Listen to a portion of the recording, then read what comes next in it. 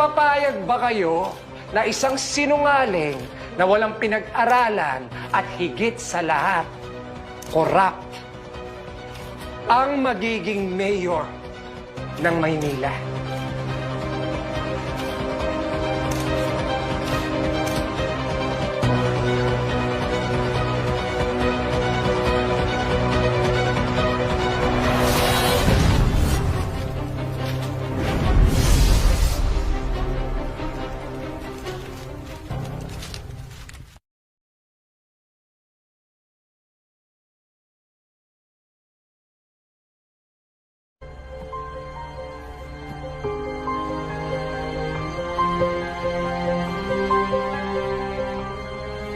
Santino!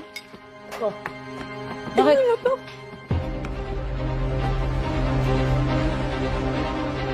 Ito ay para sa mga kriminal na gustong sumubok sa gobyerno Guerrero.